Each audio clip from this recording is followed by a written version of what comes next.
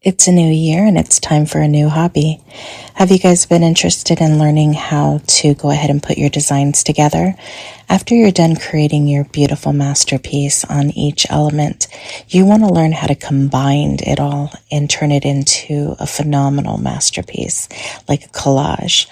And in order to do that, once you're done kind of making the necessary tweaks to edit it properly, now you want to go ahead and kind of start to map out where you want your pieces to go. And then you want to overlay it when you want to add other elements into it as well. But then you have to learn how to blend it and everything once you kind of get all your elements put together. But this process takes a little bit. But if you want to learn how to start doing this and what programs to use and what colors to use and how to start building everything from beginning to end, let me show you how. Right now I am working on a purse. I cannot wait till it's finished.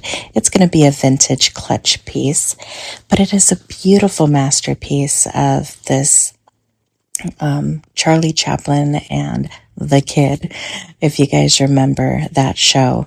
It is just a beautiful vintage purse that I cannot wait to make. But definitely, if you're ready, go ahead, click on the link in my bio, click on my Instagram, and join us today.